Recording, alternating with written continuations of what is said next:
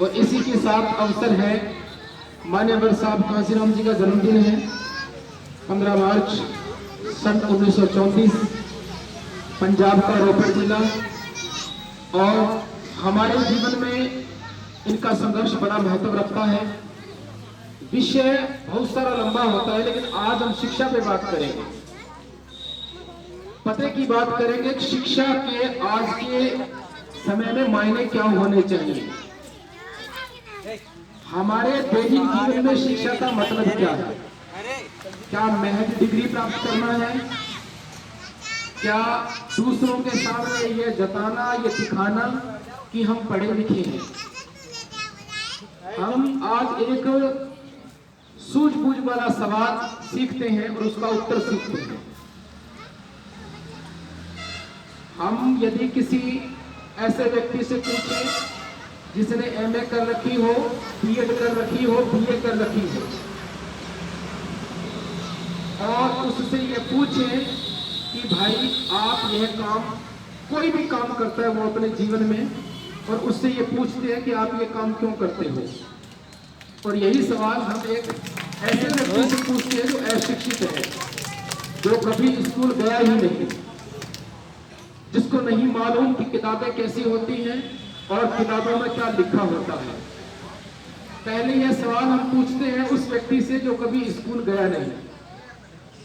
हमने पूछा कि भाई साहब ये काम आप क्यों करते हैं, क्या कारण है, तो उसके 2-3 तर्क रहते हैं मोटे मोटे। वो ये कहेगा अजी ये तो पहले दिन से हमारे घर में होता आया है इसीलिए कर रहा हूं। लोग कहते हैं करना चाहिए इसीलिए कर रहा हूं। पहले दिन से परंपरा है इसीलिए कर रहा हूं, ऐसा करने से भला होता है इसीलिए कर रहा हूं। एक अनपढ़ व्यक्ति के यही तर्क हो सकते हैं, इसके अलावा वो कुछ नहीं कह सकता। अब यही प्रश्न उससे पूछा जाए जिसने अपनी उम्र का 1/3 हिस्सा स्कूल और कॉलेजों में खर्च किया है, 1/3 ऑफ एंटायर लाइफ। अब जीवन के 20 वर्ष उसने डिग्री प्राप्त करने में खर्च किए हैं, और ये 20 वर्ष कोई छोटा हिस्सा नहीं होता जीवन का। अब यही सवाल उससे पूछे कि भाई साहब ये काम क्यों कर रहे हो। काम कोई भी हो सकता है। अगर वो यह कहे कि जी ये तो पहले दिन से होता आया है इसीलिए कर रहा हूं, 1 तक। लोग कहते हैं करना चाहिए, परंपरा है इसीलिए कर रहा हूं, 2 तक। ऐसा करने से भला होता है इसीलिए कर रहा हूं, 3रा तक। अगर ये पढ़ा लिखा व्यक्ति भी वही बात, वही उत्तर देता है जैसा उत्तर एक अनपढ़ व्यक्ति देता है, तो फिर हमें 1 गिलास ठंडा पानी पी करके ये विचार करना पड़ेगा तो फिर पढ़ाई का मतलब क्या है। क्योंकि दोनों के द्वारा दिए गए तर्क उत्तर एक ही जैसा है, यहां कोई अंतर नहीं है। पढ़ाई का मतलब यह होना चाहिए कि आप अपने दैनिक जीवन में, डे टू डे लाइफ, आप अपने दैनिक जीवन में क्या ठीक फैसले ले लेते हैं, क्या आप गलत और सही की पहचान रखते हैं, क्या आपको आपके द्वारा किए गए काम का कारण मालूम है। यदि हाँ तो आप पढ़े लिखे हैं, भले ही किसी यूनिवर्सिटी की डिग्री आपके पास न हो।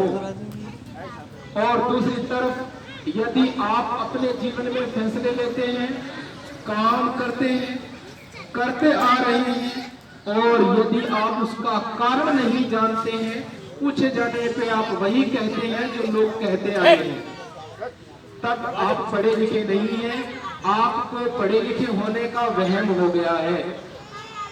और that is snobbery that you are educated, but on the ground in reality you are not educated, but you have a great snobbery of to be educated। शिक्षित होने का भ्रम हो गया है। और इधर मैंने एक बात और सुनी है मुझे 1 साल हो गया इधर आए हुए, मथुरा के गांव में घूमते हुए। दिल्ली रहते हैं, जन्मभूमि मेरी राजस्थान श्री गंगानगर जिला है, जो कि पंजाब बॉर्डर लगता है। इधर मेरे लोगों को ये कहते हुए सुना है, तो पता मैं बीए कर रहा थी, नहीं पता है, लिख के गले में डाल लो। माने जब आपको ये कहना पड़े कि आपको पता है मैंने बीए कर रखी, इसका मतलब आपकी बीए फेक है, नकली है। क्या कहने की जरूरत पड़ती है? क्या नहीं पड़ती। आपके बोलने का ढंग, आप किस बात का क्या उत्तर देते हो, आपके फैसले, और सबसे बड़ी बात है आपकी प्राथमिकताएं, योर प्रायोरिटीज। अगर आप अपने जीवन में अपनी प्राथमिक जरूरत को पहचान लेते हैं, ठीक और गलत का सही फैसला कर लेते हैं, अगर कोई पढ़ा लिखा माँ बाप अपनी बेटी को समझा लेता है, बेटे को समझा लेता है, घर को बिखरने से रोक लेता है, तो ये माना जा सकता है कि आप पढ़े लिखे हैं। कागज पे कुछ अंकों को ठीक कर लेना, कागज पे कुछ सवालों को ठीक कर लेने का मतलब पढ़ा लिखा कतई नहीं होता। ये वहम दूर करना पड़ेगा। आपका पढ़ा लिखा होना इस बात में निहित है कि क्या आप अपने मित्र और दुश्मन को पहचानते हैं, सबसे अहम बात। क्या आप अपने जीवन में प्राथमिकताओं का चुनाव कर सकते हैं, सबसे बड़ी बात। आप बाजार गए, आपको दवाई भी लानी है, आपको कपड़ा भी लाना है, और आपको फोन भी लाना है टच वाला, और आप बाजार जाकर ये तय नहीं कर पाते हैं कि मुझे पहले क्या खरीदना है, और आप कई पड़ोसी हंसे नहीं, कई पड़ोसी ये ना ताना दे दे, अरे ये कहां फोन ला सकते हैं, तो हम सबसे पहले फोन ही खरीद ले, और फिर आके मोहल्ले में झूठी शान बनाए, तो टच वाला फोन है, इधर ही बोलते हैं ना। ऐसा पहचानना ही यह सिद्ध करता है कि हम पढ़े लिखे हैं। इस संसार में जीने के 2 तरीके हैं। एक तरीका है प्रार्थना करने का, मन्नत मांगने का, भाग्य भरोसे जीने का। यह तरीका बड़ा सस्ता है, इस तरीके में कोई दिक्कत नहीं है। प्रार्थना करने में, मन्नत मांगने में, भाग्य भरोसे जीने में कोई टैक्स पे नहीं करना पड़ता। इसके आयोजन में कोई खर्चा नहीं आता। जब चाहो जिस दिशा में आप हाथ जोड़कर प्रार्थनाएं कर सकते हो। मगर एक दूसरा तरीका, समझकर, सीखकर, देखकर चीजों को ठीक करना, यह मार्ग बुद्ध का है। महाकारुणिक बुद्ध के मार्ग में मन्नत मांगने की, किस्मत के भरोसे जीने की कोई व्यवस्था नहीं है। इसीलिए बाबा साहब ने सन 1935 में कहा कि मैं जिस व्यवस्था में पैदा हुआ यह मेरे बस की बात नहीं थी, लेकिन मैं मरूंगा उसमें नहीं, यह मेरे बस की बात है। तो लोगों के जहन में प्रश्न तो उठा होगा, तो फिर किस व्यवस्था में? 30 वर्ष तक अध्ययन करने के बाद 14 अक्टूबर सन 1956 को बाबा साहब कहते हैं, बुद्धं शरणं गच्छामि, धम्मं शरणं गच्छामि, संघं शरणं गच्छामि। यही तो वो शब्द है जो बाबा साहब ने 14 अक्टूबर सन 1956 को बोला। लेकिन हमारे चारों तरफ फैले हुए हैं अम्बेडकरवादी, ओहो, एक अनुशासनहीन भीड़ जो दावा करती है कि हम कट्टर हैं, लेकिन आज तक उन्होंने वो शब्द ही नहीं सीखा जो बाबा साहब ने बोला। सबसे महत्वपूर्ण काम बाबा साहब के जीवन का, एक संविधान और दूसरा दीक्षा। लेकिन हम ना तो संविधान के बारे में जानते हैं, क्यों? क्योंकि पढ़ते नहीं हैं, और फिर जब पढ़ते नहीं है तो बुद्ध समझ में नहीं आते। यहां एक शर्त है, अनपढ़ व्यक्ति को बुद्ध समझ में नहीं आते, नहीं आएंगे। जब बुद्ध को ज्ञान प्राप्त हुआ सिद्धार्थ को, तो सबसे पहले सिद्धार्थ के सामने बुद्ध बनने के बाद राजा महाराजा, तपस्वी, ऋषि मुनि आए, माने इंटेलेक्चुअल लोग आए, स्कॉलर लोग आए। गांव देहात के मजदूर, किसान, छोटे व्यापारी बुद्ध के सामने नहीं आए, क्योंकि बुद्ध को सीख पाना चुनौती थी। बुद्ध ने जब 4 साल 4 आर्य सत्यों का उद्घाटन किया तो लोग भयभीत होने लगे कि ये कैसा सन्यासी है, ये कैसा श्रमण है, दुख ही दुख की बात करता है। लोग बुद्ध को समझ ना पाए। ये भारत का दुर्भाग्य रहा कि लोग बुद्ध को सीख नहीं पाए, क्योंकि बुद्ध को समझने के लिए श्रद्धा की आवश्यकता नहीं है। बुद्ध को समझने के लिए, बुद्ध के मार्ग पे चलने के लिए श्रद्धा की कोई आवश्यकता नहीं है। तो फिर किस चीज की आवश्यकता है? विवेक की, समझ की, बुद्धि की।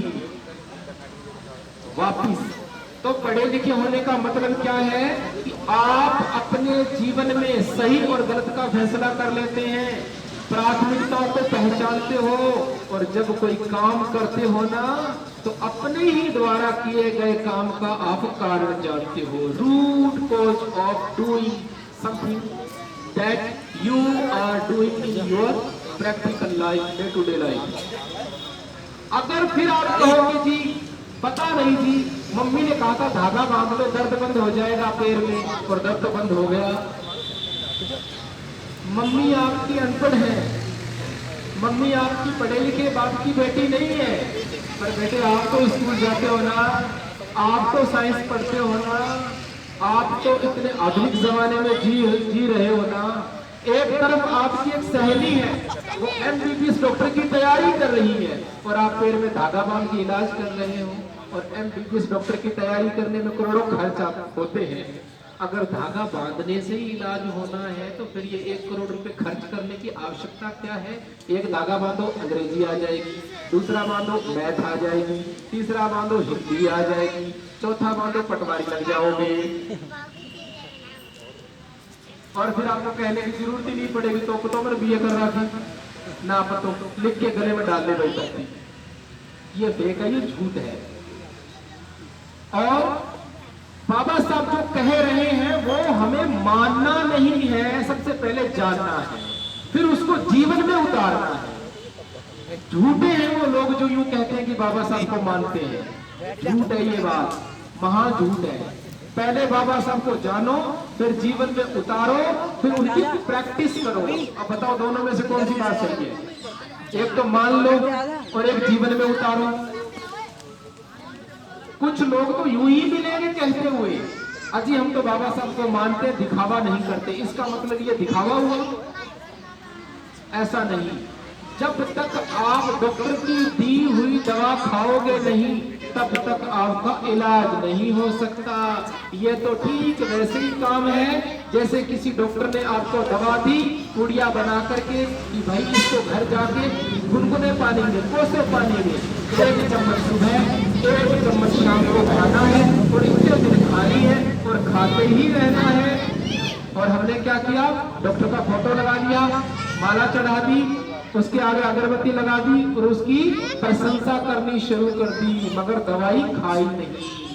अब जब दवाई खाई नहीं तो रोग कटेगा कैसे? ठीक वैसा ही हम बाबा साहब के साथ कर रहे हैं। मेरी बात लंबी नहीं होगी क्योंकि आपका शेड्यूल है, मेरा भी शेड्यूल है, मैं समय में से समय निकाल के आया हूं। तो हम वो पुड़िया खा ले, वो दवाई खा ले जो बाबा साहब ने हमें दी है।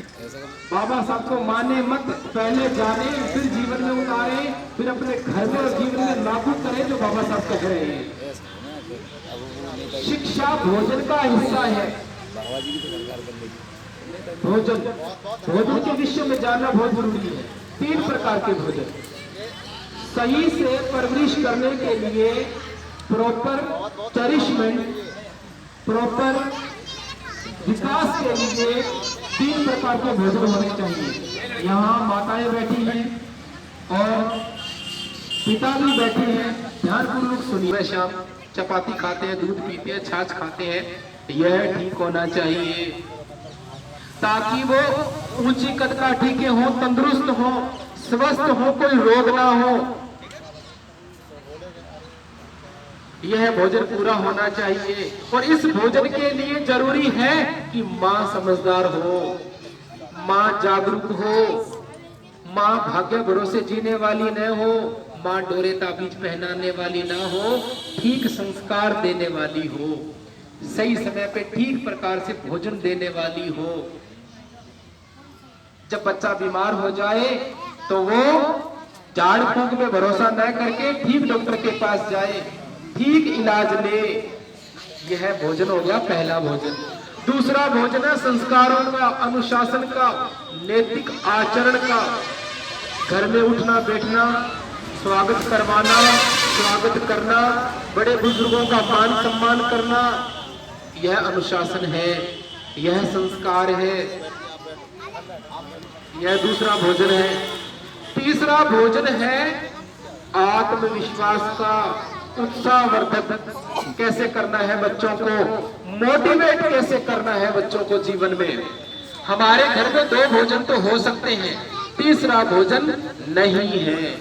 इस तीसरे भोजन में हम दरिद्र हैं, कंगाल है। चाहे कोई कितना भी बड़ा करोड़पति, वो भी कंगाल है। सुनिएगा जरा, कोई करोड़पति तो हो सकता है, कोई करोड़पति होके वो बादाम खा सकता है, मगर तीसरे प्रकार का भोजन पैसों से नहीं मिलता। तीसरे प्रकार का भोजन बाजार में नहीं मिलता है। तीसरे प्रकार की भोजन से जो जीवन में कमी आती है, उसकी गोलियां मेडिकल पे भी नहीं मिलती हैं। तीसरे भोजन का जो मटेरियल है वो बाबा साहब की बातों में है, बुद्ध की शिक्षाओं में है। उत्साह कैसे बढ़ाओगे? अब जैसे आपने देखा होगा कि भाई एक जो सरदार है, सिख है, वो अपने बेटे को शाबाशी देते हैं और ये कहते हैं भाई आप सिख हो, आप सिंह हो, 1.25 लाख से लड़ सकते हो, बहादुर हो, वीर हो, पीठ थपथपाता है। दूसरे भी कई समाज हैं जो अपने बच्चे की पीठ थपथपाते हैं, शाबाशी देते हैं। अगर आपको इन बच्चों की पीठ थपथपानी पड़ जाए तो आप कहोगे क्या? कभी विचार किया है? उम्र तो बढ़ी जाती है, सफेद तो आ ही जाते हैं, मगर समझ का आना बहुत जरूरी है। पीठ थपथपाओगे तो कहोगे क्या? है कुछ आपके पास कहने को? इस विषय पे कभी विचार करके देखो, आपको बाबा साहब बुद्ध समझ में आएंगे, साहब कांशीराम जी का उद्देश्य समझ में आएगा। हाँ है, चौपाल में चर्चा करनी हो, चौपाल में ज्ञान बिखेरना हो तो सारे पीएचडी हैं हम। चौपाल की चर्चा में पीएचडी होल्डर तो कहते हैं तो मैंने भी कर रखी। अगर जिस दिन आपको अपना उद्देश्य पता चल जाएगा, आप ये कहना बंद कर दोगे, आपकी बातों में गंभीरता आ जाएगी। तीसरे प्रकार की भोजन की कमी। पहले 2 प्रकार के भोजन हैं, पहले 2 प्रकार के जो भोजन है वो भी किसी काम के नहीं है। अब मान लीजिए कोई शरीर में तो बहुत तकड़ा है, उठता बैठता भी अच्छा है, बड़े बुजुर्गों का मान सम्मान करता है, जी ताऊ जी, जी अंकल जी, जी मम्मी जी, बहुत अच्छा बोलता है, लेकिन महाडरपोक है, कायर है, विश्वास नहीं है, कॉन्फिडेंस नहीं है। ऐसे अच्छे बच्चे जीवन में कभी कुछ नहीं कर सकते। ऐसे अच्छे बच्चे जीवन में कभी कुछ नहीं कर सकते। ये जो अर्जुन जी है ना आपके गांव के, ये पहली बार मुझे मिले थे। जब मैं इनसे बात कर रहा था तो मैंने देखा कि बड़े आत्मविश्वास से भरे हुए हैं।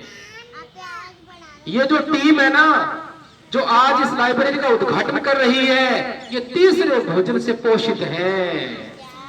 किससे? तीसरा भोजन, आत्मविश्वास का, कॉन्फिडेंस का। जिसमें तीसरे प्रकार का भोजन नहीं है वो कभी राज की बात नहीं करता, समाज की बात नहीं करता और कोई नए काम का सृजन नहीं करता। वो जीवन भर बेबस रहता है, संशय में रहता है और कभी तय नहीं कर पाता क्या करना है क्या नहीं करना। इसीलिए अब आपका सवाल होना चाहिए कि फिर भंते जी तीसरे प्रकार के भोजन के लिए क्या किया जा सकता है? किया जा सकता है, सबसे पहले बच्चों को पढ़ाइए, अच्छा भोजन कराइए, बच्चों पे निगरानी रखें, बच्चों को साथ रखें। और तीसरे प्रकार का भोजन यहाँ मिलता है, इस कार्यक्रम में मिलता है, क्योंकि यहाँ मैं डोरे ताबीज नहीं देने वाला आपको, भाग्य भरोसे नहीं छोड़ने वाला आपको, पानी के छींटे देकर छू मंत्र नहीं करने वाला, सिखाने वाला हूँ। सीखना ही है। अगर जीवन में बदलाव चाहते हो, घर में सुख शांति चाहते हो तो सीखिए, हाथ जोड़कर प्रार्थना करने से कोई परिवर्तन नहीं आता, सिर्फ दिलासा मिलता है। झूठी सांत्वनाओं से जीवन में सुख नहीं आ सकता। प्रार्थना करने से आपका बेटा जो शराब पीकर आता है शाम को घर, वो पीना बंद नहीं कर देगा, मगर आपको समझाना पड़ेगा, आपको सिखाना पड़ेगा। और किसी एक को सिखा भी लिया तो क्या, कुछ फर्क नहीं पड़ने वाला। हमें माहौल बदलना पड़ेगा गलियों का। पहले घर का माहौल बदलना पड़ेगा, फिर मोहल्ले का माहौल बदलना पड़ेगा। बड़ा अनर्थ हो जाता है जब 21 साल का नौजवान पीकर घर आता है और उस दिन उस घर में कुछ नहीं बचता जिस दिन वही बेटा बाप के सामने हो जाता है। बड़ा लाड लड़ाया, बड़े नाच से पढ़ाया, बड़ा लाड लड़ाया, बड़े नाच से पढ़ाया बेटी को, एक दिन वो घर ही नहीं आई। अनर्थ हो गया, प्रार्थनाएं कहीं काम आई, एक दिन बेटी घर नहीं आई, कुछ दिन बाद पता चला कि उसने कोर्ट मैरिज कर ली। प्रार्थनाएं कहीं काम नहीं आई, मगर समझ काम आएगी, समझ ठीक करनी पड़ेगी। और जिस घर में ये हो जाता है वो घर नहीं रहता, जेल हो जाती है। ऐसे जीना कोई जीना नहीं है और प्रार्थना की कोई कमी नहीं है। आज से 35 साल पहले, 40 साल पहले जितनी प्रार्थनाएं होती थी, जितने मन्नत मांगने के स्थान थे, उससे कहीं आज ज्यादा है कि नहीं है? टेलीविजन चैनल पे जाइए आप, कितने बाबा, कितने धर्मगुरु सत्संग लगा रहे हैं। जरा एक बात तो बताइए, जब सत्संग लग रही है तो धर्म का काम बढ़ रहा है, तो समाज में नैतिकता आनी चाहिए, समाज में विश्वास आना चाहिए, भरोसा आना चाहिए, श्रद्धा आनी चाहिए, नैतिकता आनी चाहिए, चोर उचक्के कम होने चाहिए, होना ही चाहिए। मगर हो क्या रहा है? प्रार्थना इधर चल रही है, ग्राफ ये बढ़ रहा है और चोर उचक्के बढ़ रहे हैं, क्राइम बढ़ रहा है, हर आदमी में विश्वास कम होता जा रहा है। हो क्या रहा है? क्योंकि हम देखना नहीं चाहते, और जब तक देखना नहीं चाहते तब तक पढ़ने लिखने का कोई मतलब नहीं है। तो ये जो कोचिंग सेंटर बना है, मैं गांव के सभी लोगों से अनुरोध करता हूं कि आप इस टीम का सहयोग करें। जब तक इन बच्चों के माँ बाप इस टीम का सहयोग नहीं करेगा, तब तक ये टीम सफल नहीं हो सकती। माना कि ये बच्चे आपके घर में जन्मे हैं, मगर ये हमारा धन है, समाज का धन है। हम रात को इसीलिए नहीं सो जाते कि रात हो जाती है, सो तो हम इसीलिए जाते हैं कि हमारे बदले कोई इस देश की सीमा पे जागता है। तो माना कि आपकी कोख से पैदा हुए हैं, लेकिन ये समाज का धन है। बच्चे हमारे समाज का साझा भविष्य है, इसीलिए अपने बच्चों के लिए समाज की फिक्र करना सीखें, क्योंकि आपका घर समाज के दायरे में आता है। जो बहुजन समाज युवा कल्याण समिति है, जिसके द्वारा ये आज कोचिंग सेंटर का उद्घाटन किया जा रहा है, यहाँ शिक्षा निःशुल्क मिलेगी। और निःशुल्क मिलेगी तो आपने शुल्क देना है। मन में ये भावना रखनी है कि हमें देना है कुछ ना कुछ। अरे दान दीजिए, यहाँ कुर्सियां दान दीजिए, टेबल दान दीजिए, बोर्ड पढ़ने वाला दान दीजिए, बुक्स दान दीजिए, दरी दान दीजिए। हम काज तो कर देते हैं जमीन बेचकर, लेकिन पढ़ाई की बात आती है तो हमें फ्री में चाहिए। आप तो तालियां बजाओगे, तो एक बार ताली बजा करके इनके लिए साधुवाद दें। इनके लिए बहुत बहुत साधुवाद। हम भी इनको साधुवाद देते हैं इस मन से कि आपने उत्साहवर्धक काम किया है। ये मैं आपके सेंटर के लिए मैं नहीं लाया हूं, हमारे साथ है सूरजपाल जी, जसवंत सिंह जी, टीम है अशोका टीम, जो कि कपूरपुर में अच्छा काम कर रही है। आपके सेंटर के लिए बुद्ध विहार से 5 मैप हैं, आपके लिए ले आए हैं। 10 बुक्स हैं वंदना वाली, 2 इंग्लिश के ग्रामर हैं, वो आपके सेंटर के लिए हैं। ये आपको दिए हैं सरदार हरजीत सिंह जी, जो कि पंजाब से हैं, उन्होंने दिए हैं और मैं आपको दे रहा हूं। ठीक है, आपको भी दान देने की परंपरा विकसित करनी है।